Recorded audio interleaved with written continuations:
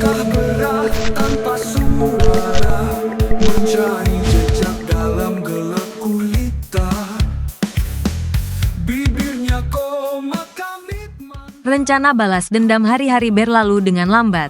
Namun waktu yang lambat itu tidak membuat tekad Surti dan Sudiman surut. Sebaliknya, setiap detik yang mereka lewati bersama hanya semakin memperdalam keinginan mereka untuk membalas dendam. Mereka tahu, jalan yang mereka pilih adalah jalan berbahaya, penuh darah dan air mata. Tetapi keduanya sudah tidak peduli lagi. Malam itu, mereka bertemu di sebuah tempat yang sepi, sebuah warung tua yang terletak di sudut kota yang kumuh. Langit malam yang gelap menambah ketegangan yang sudah menggelayuti pikiran mereka. Suasana di sekitar mereka sunyi, hanya terdengar suara angin malam yang menerpa dinding kayu warung. Surti duduk dengan wajah serius, matanya memancarkan tekad yang tidak bisa digoyahkan. Sudiman duduk di seberangnya, wajahnya penuh kecemasan, namun ia tetap diam, mendengarkan. Sudah waktunya, Surti membuka percakapan, suaranya rendah, namun tegas.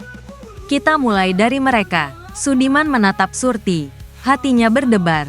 Dia tahu maksud dari kata-kata Surti. Mereka akan mulai menarget orang-orang yang selama ini memperlakukan Surti dengan hinaan, godaan, dan kekerasan. Mereka akan memberikan pembalasan yang tidak terduga, membuat para pria itu merasakan penderitaan yang sama seperti yang Surti alami. Mereka semua harus merasakan bagaimana rasanya dipermalukan, merasa lemah, merasa tak berdaya. Surti melanjutkan.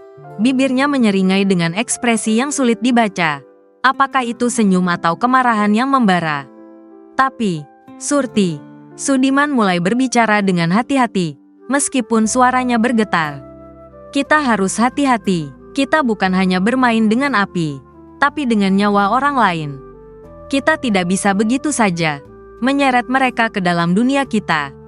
Surti menatap Sudiman dengan tatapan penuh amarah yang tersembunyi di balik matanya yang gelap. Kau tidak mengerti, Sudiman. Mereka sudah menghancurkanku. Aku ingin mereka merasakan semuanya. Mereka harus tahu siapa aku sekarang. Suaranya penuh dengan kebencian. Kata-katanya seperti duri yang menusuk. Aku mengerti lebih dari yang kau pikirkan, jawab Sudiman dengan suara yang lebih tenang. Aku tahu apa yang mereka lakukan padamu. Tapi kita tidak bisa membiarkan emosi mengendalikan kita. Itu yang mereka inginkan. Mereka ingin kita jatuh. Ingin kita menjadi seperti mereka. Surti tidak langsung menjawab. Dia menatap meja dengan pandangan kosong, berusaha menenangkan pikirannya yang gelisah. Aku tahu apa yang aku lakukan, Sudiman. Aku tahu siapa aku sekarang. Dan aku takkan mundur. Keheningan memenuhi ruangan sejenak. Sudiman menarik napas dalam-dalam, berusaha menenangkan dirinya sendiri.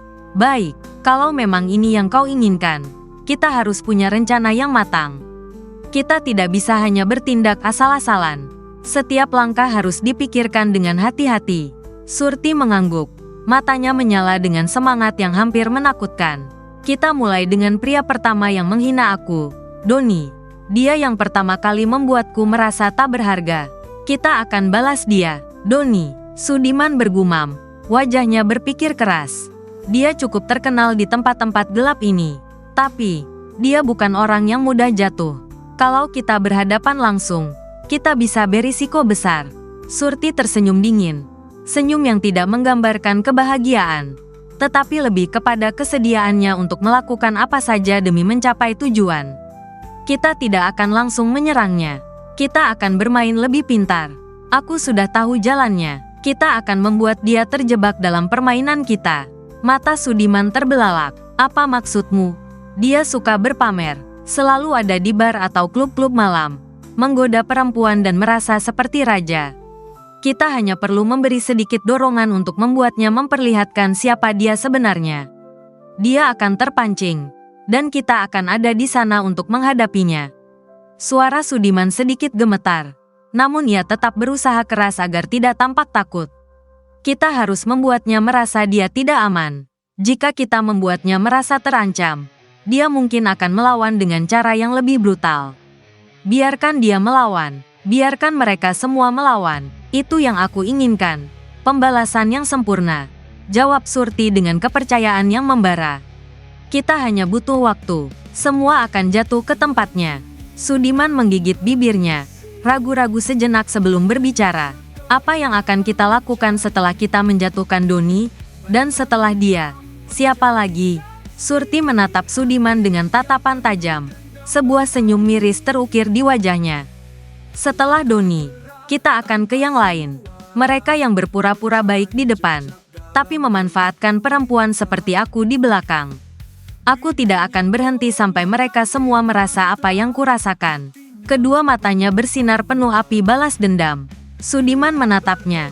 Meskipun hatinya gelisah, ia tahu bahwa tidak ada cara untuk mengubah pikiran Surti. Ia hanya bisa mengikuti, atau semuanya akan berakhir dalam kegelapan. Kita akan melakukannya, kata Sudiman dengan suara berat. Seolah-olah mengucapkan kata-kata itu bukan hanya untuk meyakinkan Surti, tetapi juga untuk meyakinkan dirinya sendiri. Tapi ingat, ini bukan hanya tentang kita. Ini juga tentang siapa kita akan menjadi setelah semuanya selesai. Aku sudah tahu siapa aku. Sudiman, jawab Surti. Suara itu keras dan penuh tekad. Dan aku akan menunjukkan kepada dunia siapa aku sebenarnya. Percakapan mereka berakhir, tetapi ketegangan yang menggantung di udara semakin berat. Semua yang telah mereka rencanakan kini terjalin menjadi sebuah benang merah, sebuah jalan menuju kehancuran, yang kini tak terelakkan.